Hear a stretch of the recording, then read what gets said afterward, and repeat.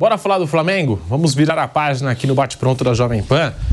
A novela Léo Ortiz, hein? Mais um capítulo. Acabou de sair a informação no GE que Flamengo e Bragantino acertaram valores, mas o Bragantino quer a presença de Léo Ortiz nos jogos contra o Botafogo, pela pré-Libertadores. O Flamengo pagará 8,5 milhões de euros e, após o encerramento da negociação, o zagueiro de 28 anos assinará contrato até o fim de 2028 com o rubro-negro.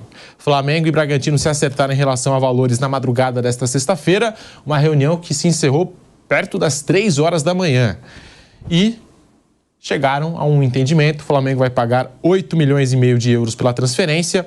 O Flamengo pagará 7 milhões de euros em 2 parcelas e mais 1,5 milhão na mesma moeda por variáveis. Ortiz não participou do treinamento do Bragantino nesta sexta-feira, mas tem uma pendência aí no meio do caminho. Posso falar só uma observação pequenininha, só para você dar sequência aí? Sim. Eu falei várias vezes aqui no programa que a multa contratual era de 10 milhões. E a multa contratual foi revelada há algumas horas, era de 12 milhões. Então, o Flamengo conseguiu uma boa redução. O Bragantino reduziu, e era um desejo do Flamengo. Então, ele conseguiu uma redução, digamos, mais do que razoável, de 12 por 8,5. Era só para fazer essa correção. E aí tem uma pendência no meio do caminho, porque o Bragantino, apoiado numa brecha do Regulamento Nacional de Registro e Transferência de Atletas de Futebol, deseja que o jogador participe dos 2 jogos contra o Botafogo pela pré-Libertadores, pela última fase de mata-mata até a fase de grupos da Libertadores da América. Flamengo, Léo Ortiz e o seu empresário são contra. As partes entendem nesse momento que seria arriscado o atleta participar desse duelo contra a equipe do Botafogo. Mauro César, alguma informação sobre esse assunto, sobre essa novela que já se arrasta há muito tempo? Flamengo, Léo Ortiz, Bragantino. A informação que chega dos colegas do GE é que Flamengo e Bragantino se acertaram nos valores, mas tem essa pendência porque o Bragantino quer a presença do jogador contra o Botafogo. Mauro. A informação é essa mesmo, né? Faltam esses detalhes, né? O Bragantino achou essa brecha que permitiria que o jogador fosse inscrito no Flamengo depois do dia 7, né? Mas a partir do momento que o Flamengo contrata o jogador, eu acho que aí vai ter só uma solução, se o Bragantino não abrir mão. Colocar uma cláusula que proteja o Flamengo, né? E o jogador. Olha, se ele se machucar, vai ser assim, né? E o jogador é a mesma coisa, né? Se eu me machucar, eu deixo de ir, e aí como é que fica? Vocês vão me ressarcir de que maneira? Um seguro, alguma coisa do gênero, né? Tem um jogo no Rio de Janeiro, na quarta, dia 6, dia 7 é o prazo, e o jogo na quarta subsequente, lá dia 13, né? Contra o Botafogo, aí já em Bragança Paulista, né? Normal o time querer contar com o jogador, e agora o jogador já está abrindo mão aí de uma parte, né, que ele teria direito, né? Isso. Então ele teria que abrir mão também ou seja, abrir mão não, mas se colocar numa situação em que tem que jogar ainda pelo clube, não sei também se é bom, sabe? Para o próprio Red Bull Bragantino, tá vendido, cara, vai embora logo. É diferente do caso como do Endrick. O Endrick está vendido para o Real Madrid, mas é um período longo de um jogador que não tem a idade mínima para deixar o futebol brasileiro. Então, vai fazer o quê? Ficar sem jogar? Não, então ele joga no Palmeiras. Agora, 2 jogos importantes, sabe? O cara já com a cabeça em outro clube. Não sei se é bom para o próprio Red Bull Bragantino. Por mais que ele tenha sido muito profissional nesses últimos jogos, jogando sério, jogando bem. Foi importante nesse jogo lá, evitou o gol do adversário lá do Águilas Dourado, bateu pênalti na disputa de penais. Eu acho que, sei lá, se eu fosse dirigente a essa altura, então segue o caminho, pega a grama e vamos que vamos. E assim, é uma coisa também que eu acho que é normal. O Red Bull Bragantino vai conviver com isso, sempre. Por mais que tenha lá multinacional, que seja organizado, que pague em dia, clubes de mais camisa, com mais torcida, com mais mídia, que oferecem algo que o Bragantino não pode oferecer, porque não tem, né? Sempre serão sedutores para jogadores que vão... Aconteceu com o Arthur, acontece com o Léo Ortiz, vai acontecer com outros também. O cara pensa, poxa, eu posso jogar num clube que me dá mais projeção e tal. É normal, ainda mais na idade dele, tem 28 anos, talvez seja a última oportunidade, né? A última chance para ele fazer esse salto aí. Então, acho que a grana é boa também, né? Muito bem vendido, né? Eu vou falar, enquanto ainda, né, essa novela se arrastava e continua se arrastando, mas assim, o jogador, é claro, continuou jogando pelo Bragantino. A gente tem que destacar o profissionalismo do Léo Ortiz, porque tem atleta que quando está envolvido numa negociação dessas, fala que não vai mais treinar, fala que não vai mais jogar, para forçar de vez ali uma transferência. Não foi o caso. Mas o jogador, ele continua às vezes, pode ser o caso, e acredito que seja mesmo o caso do Léo Ortiz, ele continua ali, ó, batalhando, jogando super bem, para forçar também o clube que está interessado. Falar assim, pô, eu tô jogando bem pra caramba, sou um baita zagueiro, tenho potencial para jogar nesse Flamengo aí, e continua aqui, ó, ralando, arrebentando dentro de campo. Para mim, parece ser o caso aí do Léo Ortiz, porque ele continuou jogando muito bem com a camisa do Bragantino. É o cartão de visita dele. É o cartão de visita. Mas agora que tá fechado mesmo, acho que os clubes já se entenderam, já se acertaram, aí não sei se vale a pena, né, Flávio Prado, Vanderlei Nogueira, porque o jogador agora sim tá com a cabeça quase 100% no Flamengo, vai entrar em campo com aquele receio de se machucar, de se lesionar. É um jogo que vale vaga na fase de grupos da Libertadores, então ninguém vai tirar o pé de uma dividida. Não sei se vale a pena mesmo pro Bragantino contar com um jogador nessa condição. Eu não contaria. Eu acho que vendeu, entrega, é a melhor coisa que você faz. Se ele cometeu uma falha, e pode acontecer, pô, já foi vendido e tal, não sei o quê. Se ele se machucar, é um problema. Acho que nesse caso, fechou. E outra, aí o Bragantino se classifica. Não vai contar com ele. Então, sabe, resolve logo a vida e se sou eu, fechou, tá fechado, libera pro Flamengo. Deixa ele cuidar da vida dele no Flamengo, onde vai ser o futuro dele, onde ele vai disputar a Libertadores. Deixa ele em paz, deixa ele quieto lá na frente para poder cuidar da vida dele. Eu não seguraria jogador negociado, não. Eu sou contra até o Hendrick, pô. Ontem a gente até falou, o Vanderlei até colocou hipoteticamente uma liberação para ir embora logo. O jogador vendido não pode ficar no time. Licença não remunerada. Claro. Eu não gosto dessa coisa. Se ele é um estorvo, você que brigou comigo ontem, se ele é um estorvo, não pode montar o time porque ele não está nos planos. Ele atrapalha. Você não falou isso, eu estou dizendo... falei que atrapalha o plano, né? Figuração de linguagem, mas é um estorvo e tal. Bom, tá bom, é um direito, não participa, não faz parte dos planos, vou montar um time sem ele. Pô, deixa o moleque enferrujado. Então é uma joia? Ele foi bom para o Palmeiras? Foi. Deu muita grana para o clube? Sim. Ele liquidou o problema dele por décadas, dele e da família dele? Sim. Tem logo.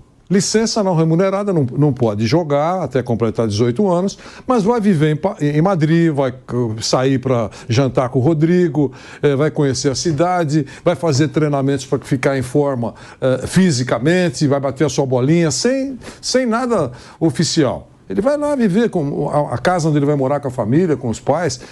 Então ele ganha 2 meses para se enturmar naquele cenário todo.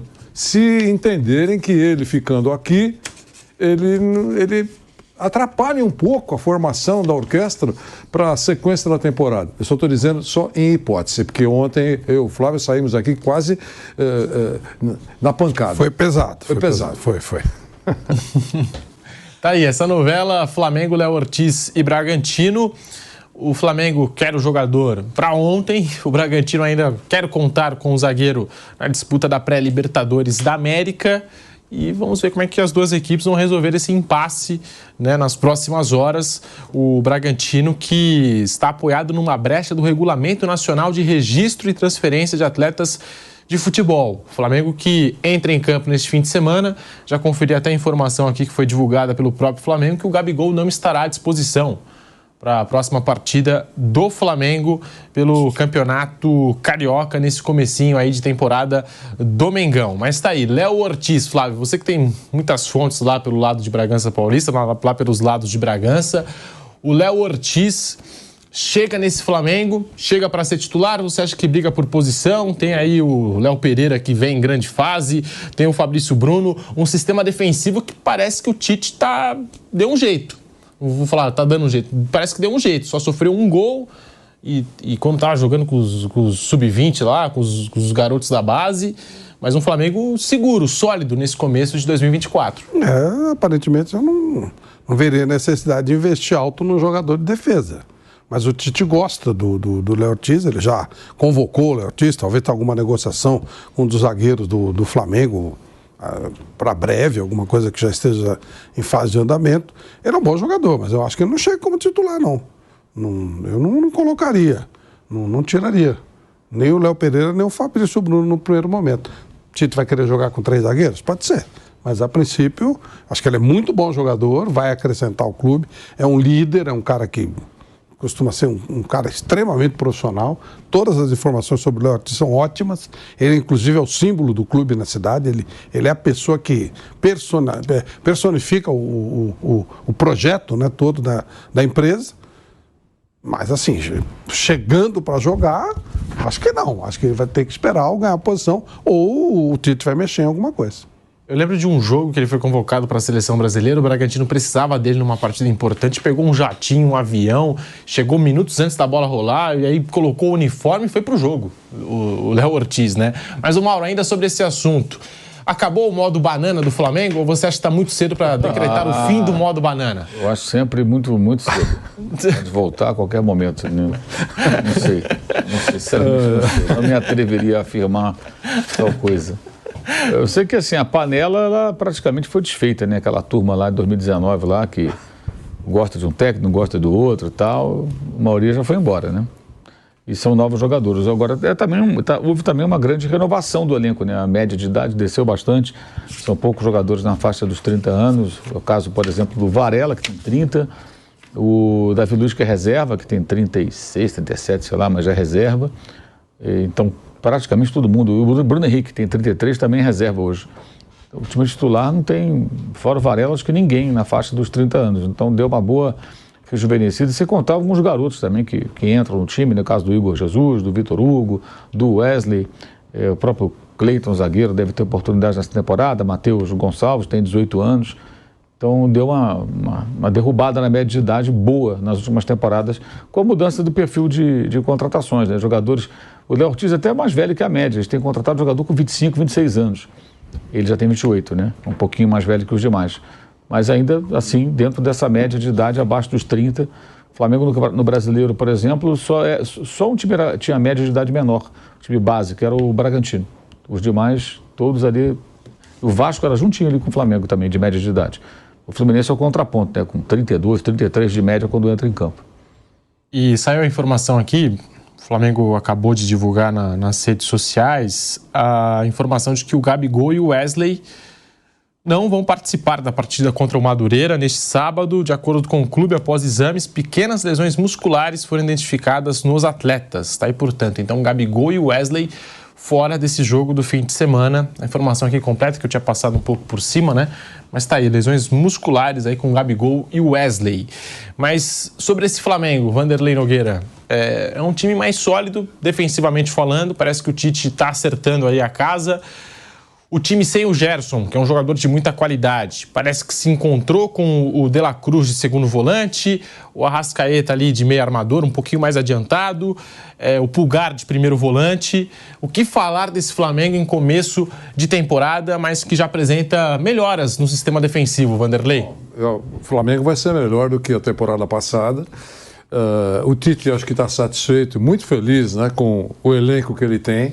Tem várias alternativas. Tem jogadores importantes, olha para o banco e não chora. Então eu acho que tudo é possível. Ele tem várias maneiras de fazer esse time jogar, de enturmar, de encaixar jogador.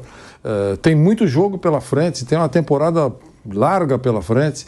Então eu acho que esse Flamengo, que já está ajeitado na defesa, tem um meio-campo poderoso, tem poder de fogo, jogadores com muito potencial. Eu acredito, vou repetir aquilo que eu disse aqui no programa anterior, que eu acho que serão raras as derrotas do Flamengo. Eu acho que deve perder, a exemplo do Palmeiras, mas serão raras as derrotas ao longo da temporada do Flamengo. O que é muito bom, é isso.